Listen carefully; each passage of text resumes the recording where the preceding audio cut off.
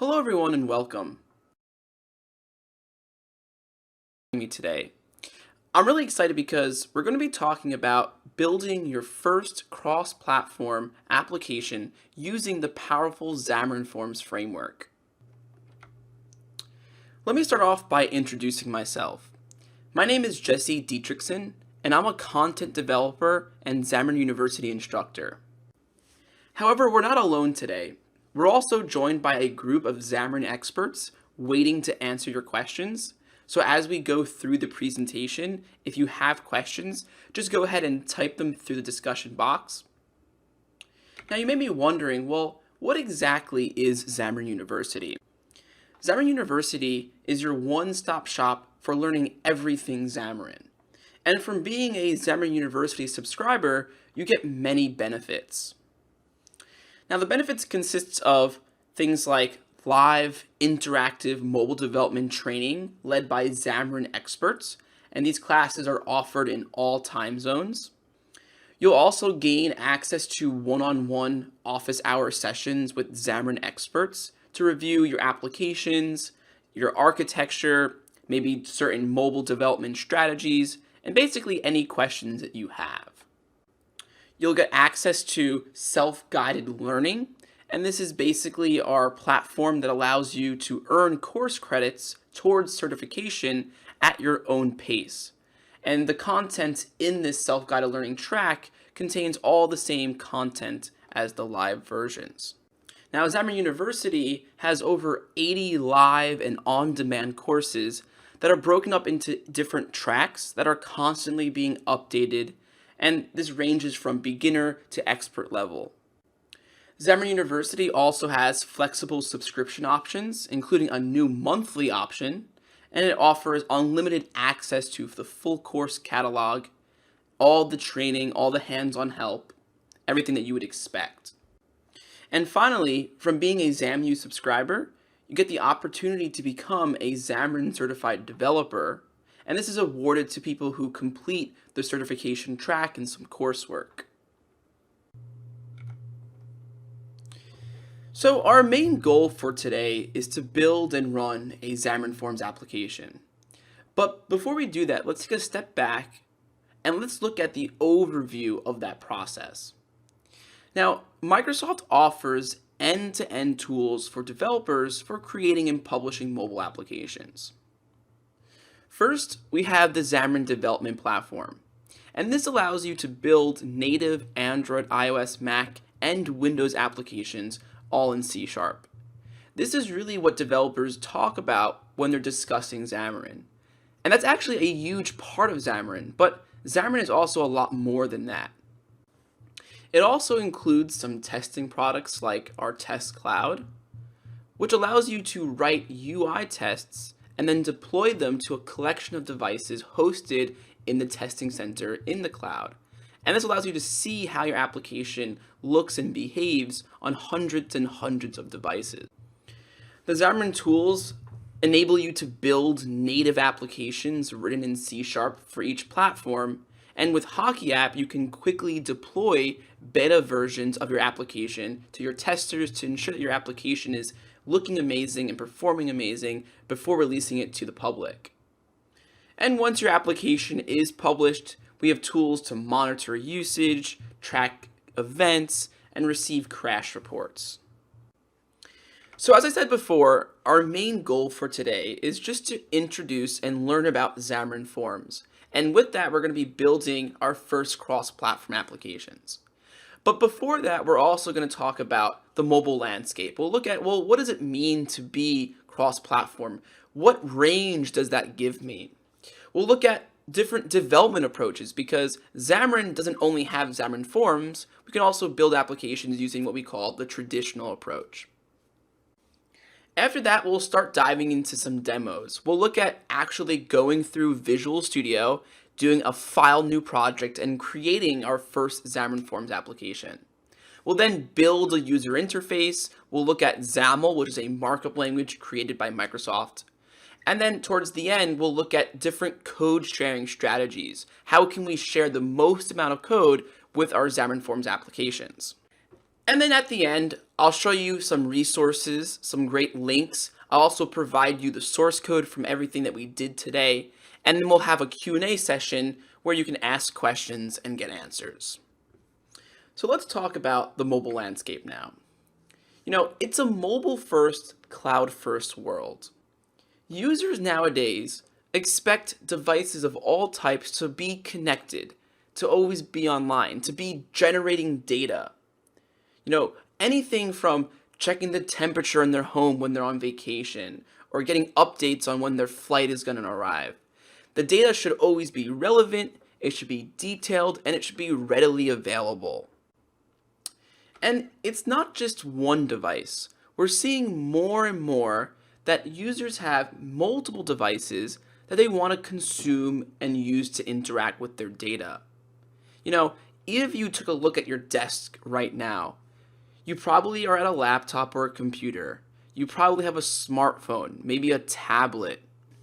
We have all these devices, and we want to be able to consume and interact with our data seamlessly between them.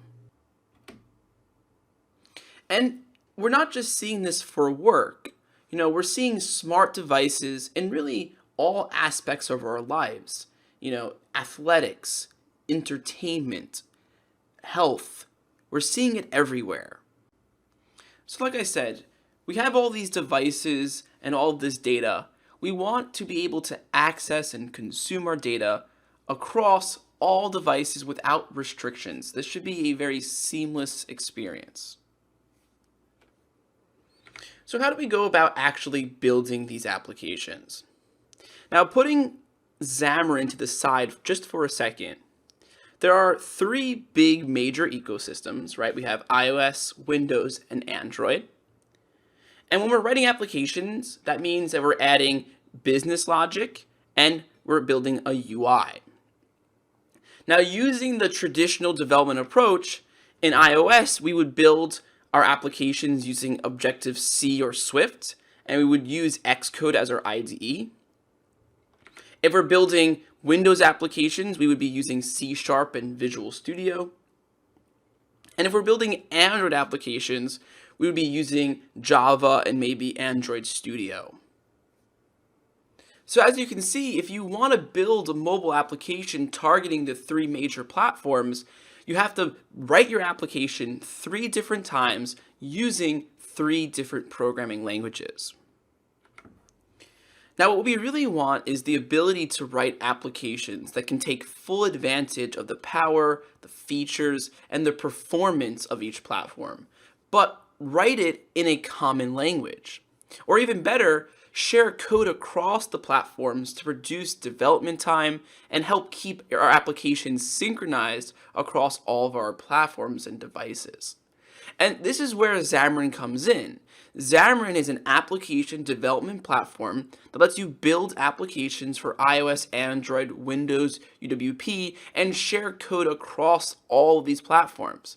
And this includes Android phones, iPhones, Windows Mobile, but it also includes other form factors like Windows Desktop, Mac OS, wearables, IoT, Xbox, HoloLens.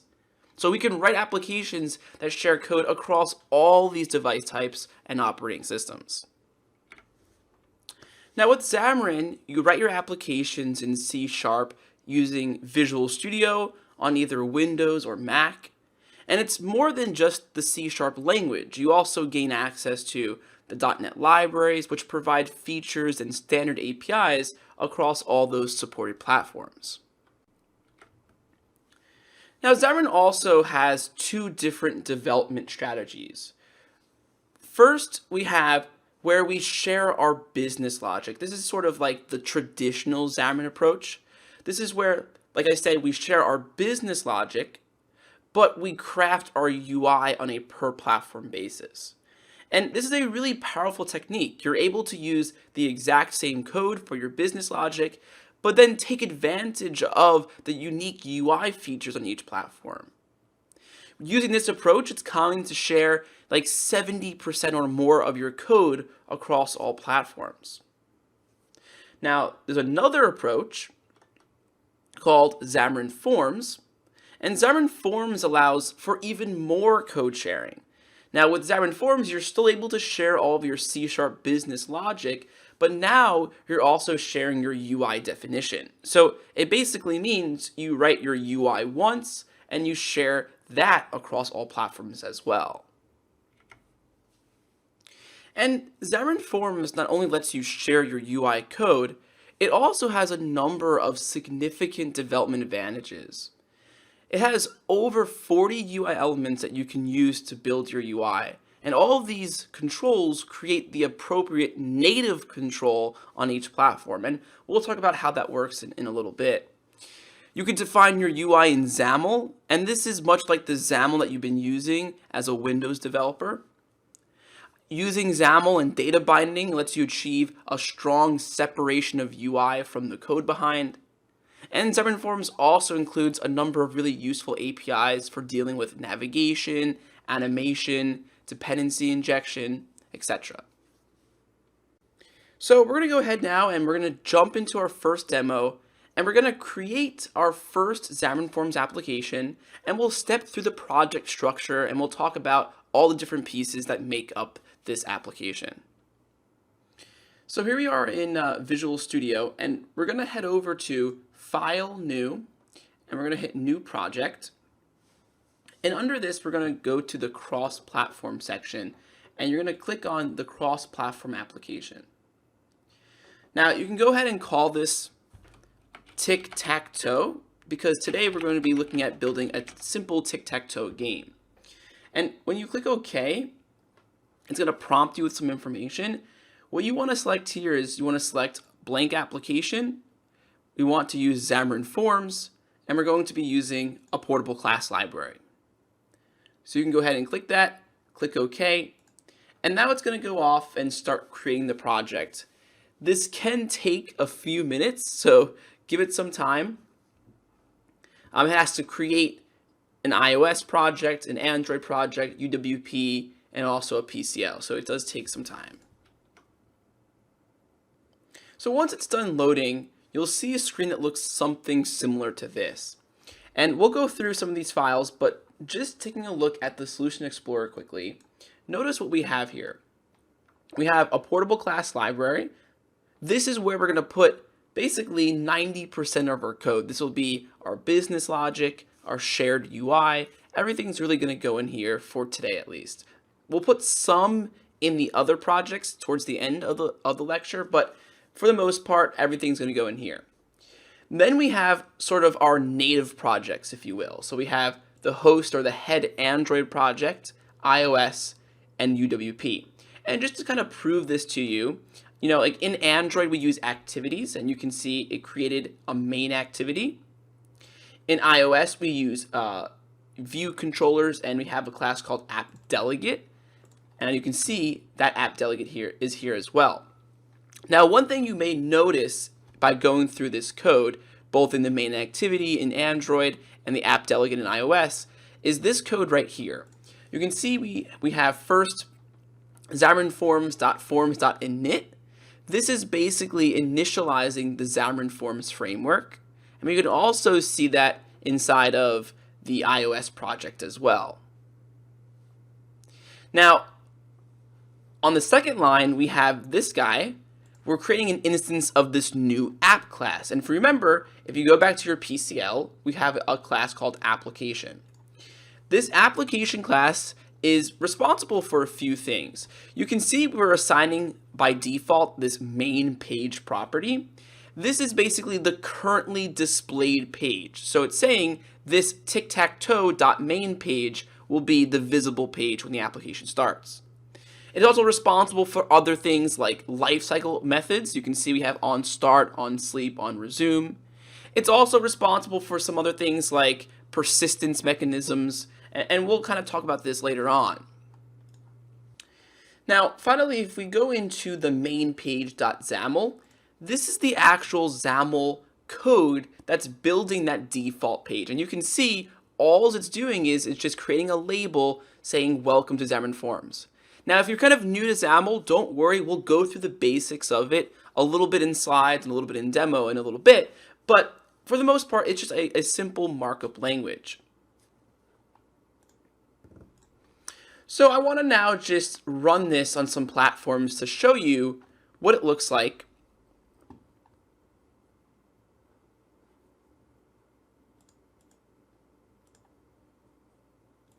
So we'll start by running it on the iPhone 7. It's going to take a second to update NuGet packages and things like that. All right, so here we are. So you can see on iOS, it created this simple label and it says, "Welcome to Xamarin.Forms." Now I want to point out what I'm using here is just an iOS remoting tool. Now this is available if you have an enterprise license. And it's just a free install. You can head over to the Xamarin website, you can download it.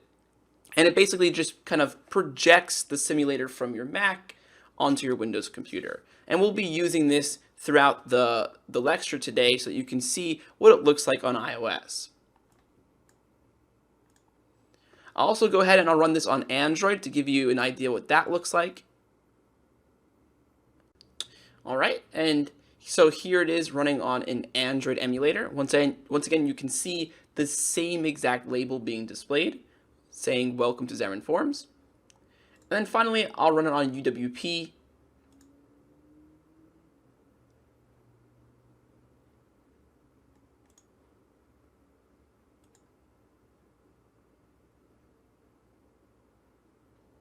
All right, and here it is.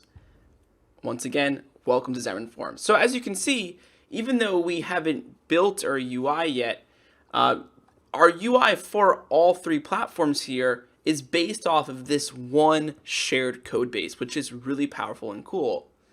So what we're going to do now is we're going to jump back to some slides. We'll talk a little bit more about Xamarin.Forms, and then we'll start building our UI for our tic-tac-toe game. All right, so let's take a closer look at building a UI with Xamarin.Forms. So first, let's talk about pages. Pages in Xamarin.Forms really encapsulates an entire screen of the UI. And there are different types of pages that we can use. The first is called a content page, and this is by far the most common page in Xamarin.Forms that people use. Basically, there's a single content property on it that allows us to assign a visual element to it. So for example, if I created a button, I could assign my button to the content property of the content page, and it would be visible. Some other pages, we have master detail page. This is your typical master detail navigation, where basically a slide out menu comes out with a list of scrollable records. And when you select a record, it will display the details of that record next to it. We also have a navigation page. This allows for your typical stack-based navigation. So as you navigate forward, you push pages onto the stack. And as you navigate backwards, you pop those pages off. We have a tabbed page. This enables you to have your typical tab navigation. So on iOS, it's typical to see a tab bar at the bottom of the screen, and it contains an image and some text sometimes. You can click on those buttons, and then it changes the currently displayed page. On Android, it's common to see the tab bar at the top of the screen. And then we also have a carousel page. This allows you to have like swipe navigation between pages. This is very common to see in applications that have like tutorials. Like when you start up an application, it will teach you how to use the app by swiping through some pages of information. This is also common to see in like reading applications like a PDF reader, maybe a Kindle app or a Nook app. Next, we also have layouts. So layouts are really used to help us size and arrange the controls in our UI. Like for example, I told you that the content page, which is the most common page, only allows for a single visual element in the content property. So it's very common to assign that content property to a layout, and then the layout will be responsible for taking all of its children and sizing and arranging it on the screen. So just going through a couple of the important ones here. We have stack layout. This is extremely common to see. It allows you to take your children and stack them in either a vertical or a horizontal list. And this is based off of the orientation property on the stack layout. We have grid. This is also very common and actually what we're going to be using today in our demos. A grid allows you to create rows and columns, and inside of those rows and columns it creates cells. And in those cells you can place children elements. And then we also have a scroll view. A scroll view allows you to take any children inside of it, and it will provide a scrolling experience if the children extend past the bounds of the scroll view. And a scroll view does support all orientations. It can go vertical or horizontal, or even both. And then we have controls. The controls are what we're most likely going to place inside of those layouts. And you can see a bunch of them here, but obviously all the common ones like labels for displaying text, entries are like text boxes, buttons are clickable surfaces. We have other things as well like list views for displaying dynamic amounts of content. So like in the next demo, we'll actually go through and we'll use some of these controls to get some practice with them. Now, Xamarin Forms also has a very powerful data binding engine to help you achieve a clean separation between your UI and your code behind. And it has all the features that you need like commands and type converters to let you build your UI using popular design patterns like MVVM. Now, if you've done Microsoft UI development in the past, then it's very likely that you have done some XAML. Now, this is what XAML looks like in a WinRT application. This is Microsoft XAML. And you can see it looks very similar to what we were just looking at before. So you can see here we're creating a stack panel, we're creating a text box, a password box, a button. And on those objects or on those elements, we're also assigning attributes or properties behind the scenes. So we're assigning some text, some colors, things like that. Now, in respect, this is Xamarin.Forms XAML, and as you can see, it looks very similar. The structure is all the same. The biggest difference between these two is that the elements and the attributes that we're using are different. And that's because XAML is based off of the underlying technology. Since we're using Xamarin.Forms here, it looks at the underlying object model for Xamarin.Forms, and the element names are the names of the classes and properties inside of Xamarin.Forms. So we see things like stack layout instead of stack panel, entry instead of text box, etc.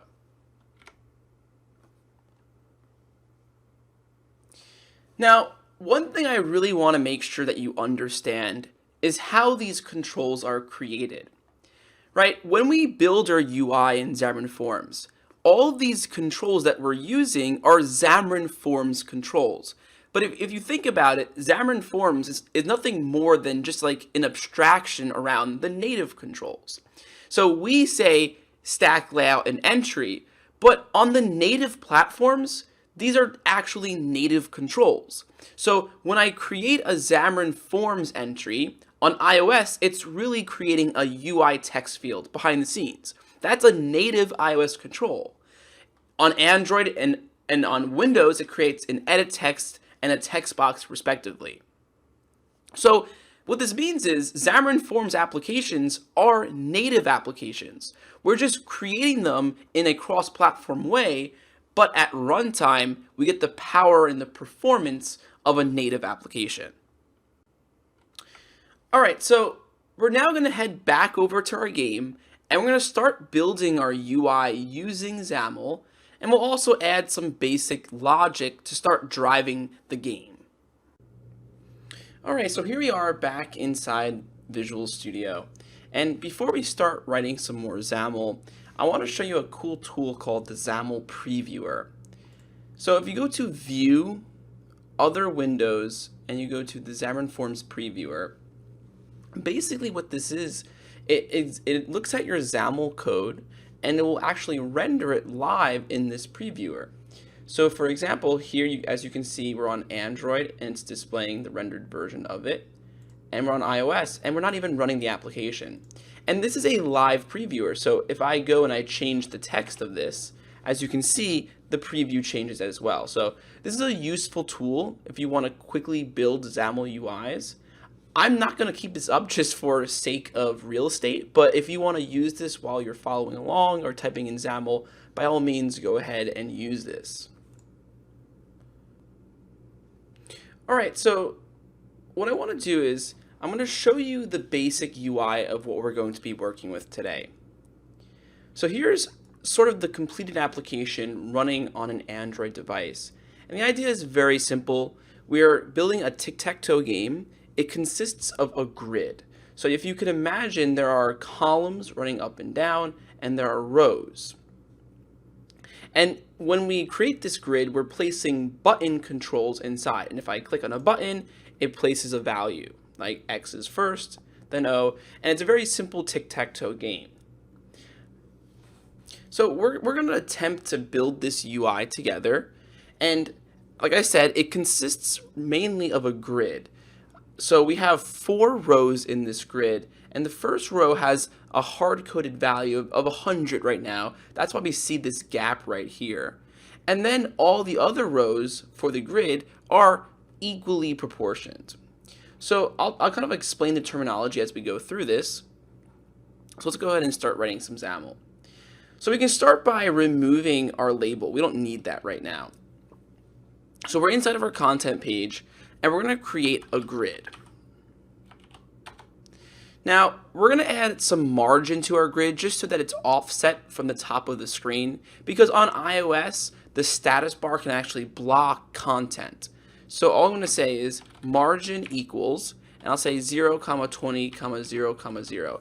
And that just means let's add a gap of 20 points from the top of the screen. It goes left, top, right, bottom. So we have a grid, and now we're going to start building our columns and our rows. So in our tic-tac-toe game, we have 3 columns that are all equally proportional. So what you do is, inside the grid, we're going to create column definitions. We'll say grid.column definitions.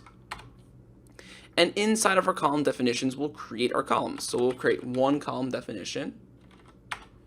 And the width of this will be a value that we call star. I'll explain in a second what that is. And we're actually going to create 2 more of those. So we have 3 columns, all the value of star. Now, star is a proportional size. Basically, when you see a star, it looks at all the other stars and it proportionally sizes it. So for example, since they're all star, they'll all be the same size. If I make one of these 2 star, that means that this 2 star will always be double the size as all the other stars. Same if I made this 3 star, now this column will always be triple the size as all stars. So by making them all star, they're all evenly spaced.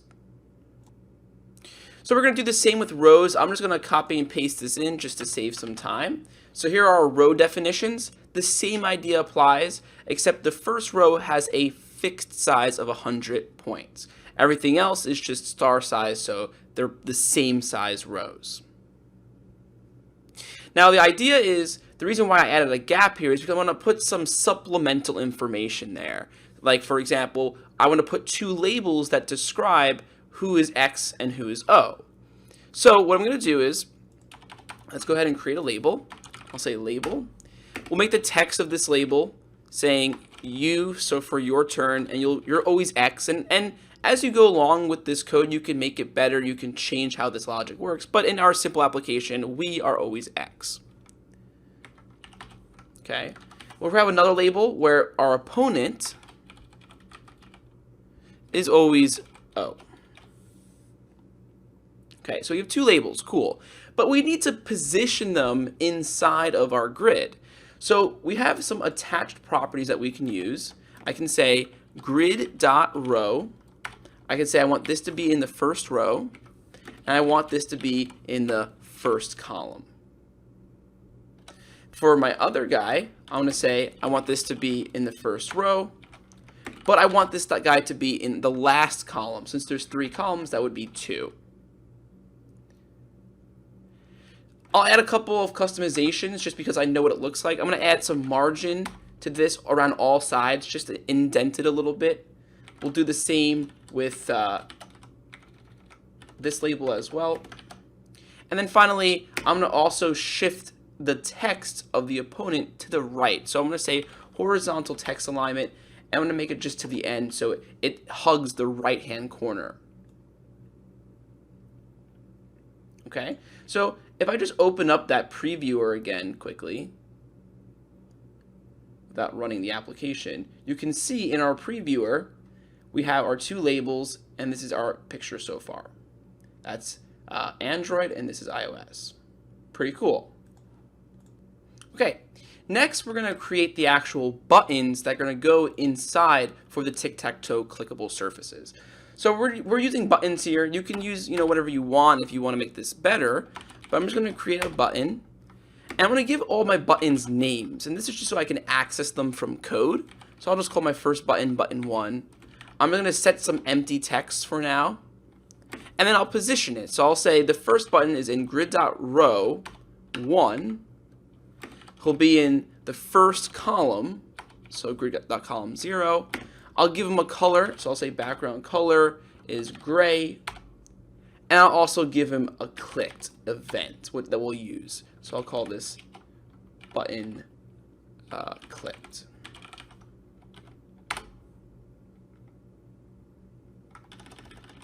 We'll change this quickly.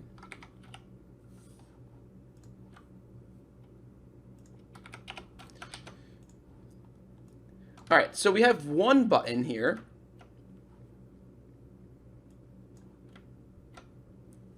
Let's go ahead and add all of our buttons in. So I'm going to go ahead and copy this line.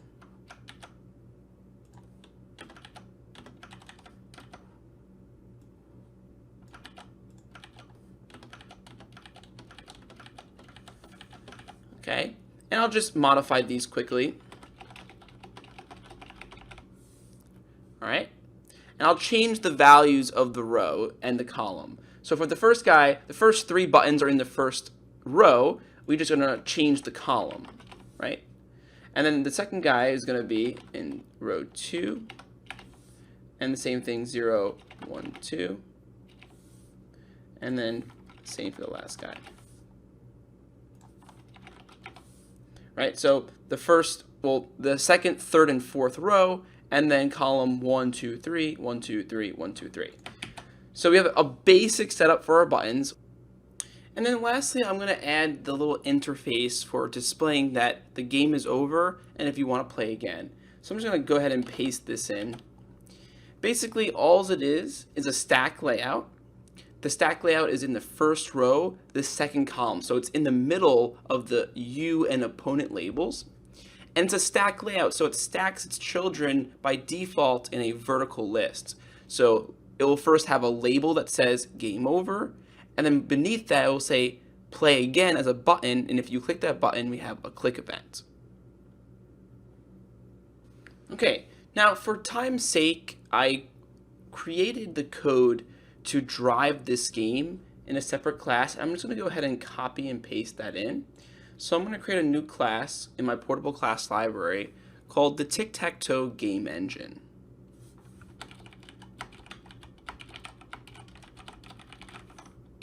Okay, and I'm just going to go ahead and paste in the engine. Now this code is available to you. It's going to be available to you in the GitHub source code that I'll provide. But basically, it's just driving this simple logic to see if we have a winner, to see if the game is over, to change the text of the buttons, and to reset the game. So you can go through this logic and take a look at it. It uses a basic array for all the different patterns to win the game, and it just checks through them. So we'll just utilize this in our code behind file. So in our code behind file, we're just going to start off by creating an array of buttons just to track and keep a reference to all of our buttons. And I'll just create an array that has 9 elements in it. And then I'm just going to assign the buttons from our UI into these elements in this array. So just do a quick copy and paste. It looks something like this. And I'll also create an instance of the tic-tac-toe game engine.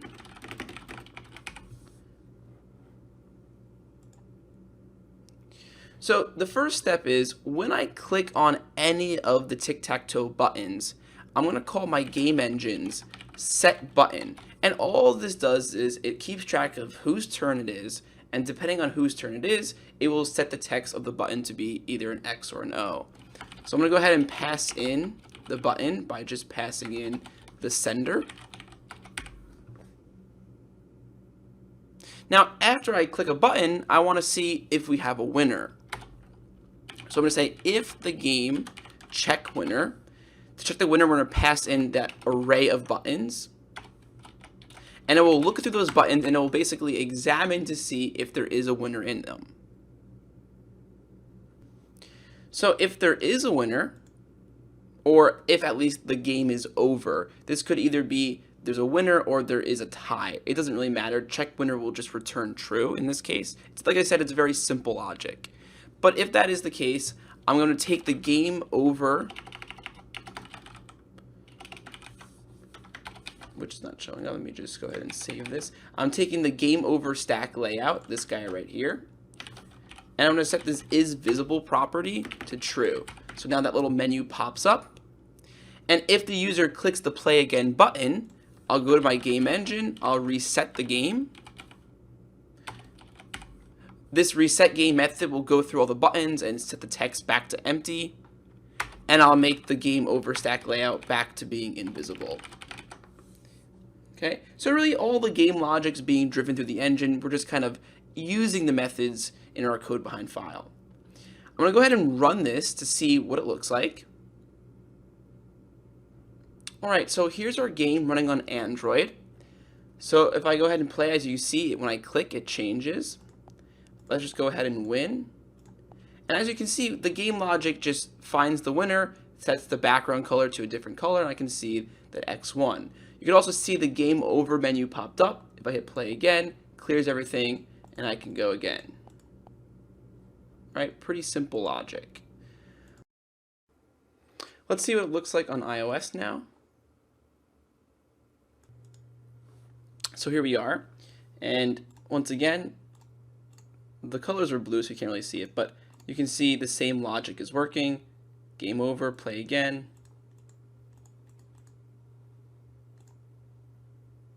And then finally, let's take a look at UWP.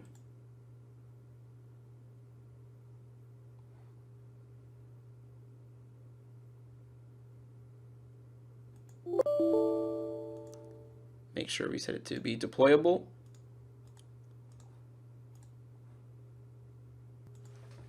All right, so once again, there we go.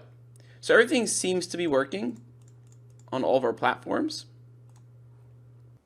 All right, so we successfully built a cross-platform tic-tac-toe game.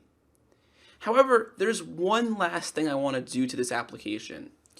Whenever we have either a winner or a tie, I want to say, using text-to-speech, game over. Now, text-to-speech by nature is platform specific. Every platform has different APIs to use text-to-speech. So there's really no easy way to just do this one time in shared code. I'm going to need some help. And what we're going to do now is we're going to jump back to the slides quickly. I want to go over a few things. We'll come back and we'll finish up by implementing text-to-speech. So I just mentioned a second ago that our text-to-speech code can't be shared easily. And that's because it's platform specific.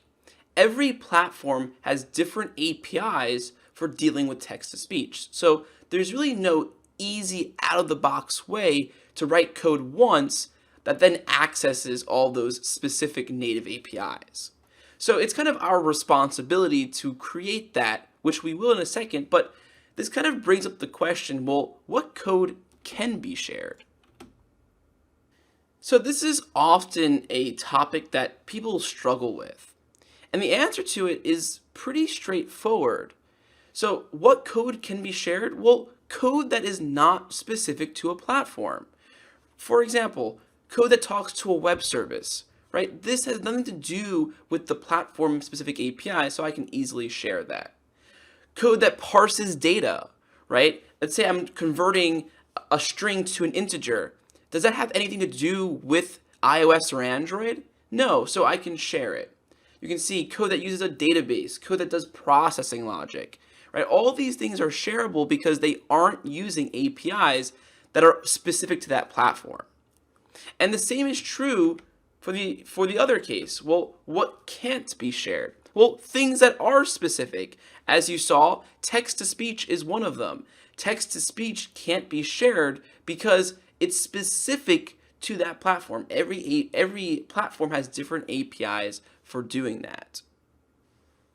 You can see some other examples: accessing system information, maybe using Bluetooth, maybe looking at files, the file system. These are all things that are specific to that platform. You can't share this code by default. All right, so how can we solve this problem? How can we take code that's not shareable and still write it once in our portable class library? Well, it turns out that there are strategies for doing this, and one strategy is creating an abstraction. So the idea is this: in our portable class library, we're going to create an interface. An interface is something that says what something needs to do, but not how to do it. So it's saying that anything that implements this text-to-speech interface must be able to speak or have a speak method. Okay? Now, in the platform-specific projects, I'll create platform-specific classes. So I'll have text-to-speech iOS, text-to-speech Android, and text-to-speech Windows. And the idea is this: in those classes, in the native projects, it will contain the code that contains the native APIs. So, for example, iOS has a native API for text-to-speech. I'll put it into that text-to-speech class. The native Android API will go into the Android text-to-speech file. Now, all these classes will implement the text-to-speech interface. The idea is so that back in my shared code, I can access these native text-to-speech classes through references of their interface, because the interface is defined in the PCL, so I'll be able to store a reference to the actual implementation of it.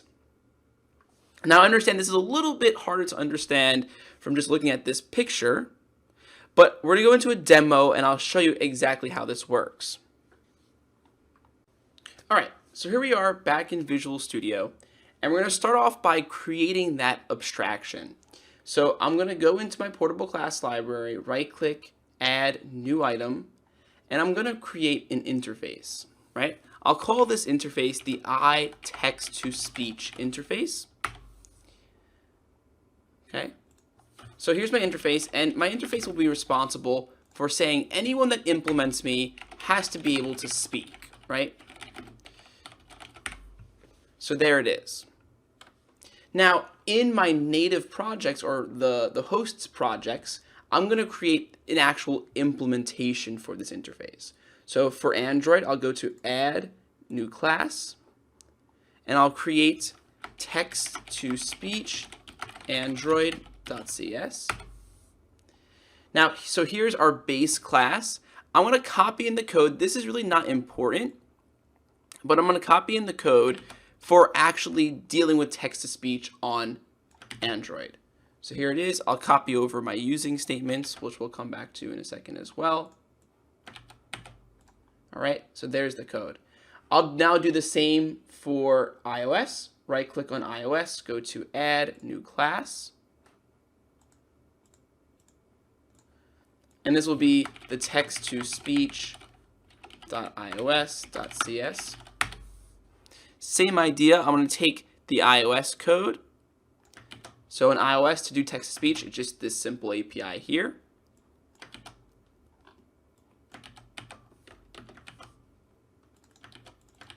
Okay. And then finally, I'll do UWP as well. Add class. text to speech .windows.cs.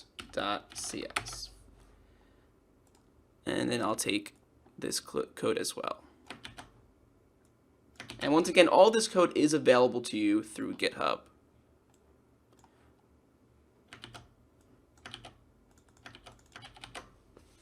Okay, so we have all of our classes that are implementing text-to-speech, and we have the native APIs to actually use text-to-speech. The next thing is, well, we need some way to locate those references from this file. From our main page.cs, we want to be able to locate one of those native implementations of it. So how are we going to do that? It turns out that in Xamarin Forms is a built-in service called the dependency service. And it's actually an implementation of a design pattern called a service locator. And it's very simple to use. Let me show you. All you do is you go to these native implementations using the native APIs, and you add this assembly level attribute. So I added that there. I'll do iOS, and I'll also do Android. For Android, I'm going to be a little bit more specific, and I'm just going to add the namespace in there, just because there is some confusion with a different API. But now we have these assembly level attributes added. Now you may be wondering, okay, well, what are these assembly level attributes doing? It's pretty straightforward. It takes these classes and it registers them to the dependency service. So what happens is this now Android text-to-speech service is registered to the dependency service. And it knows that it's registered using text-to-speech.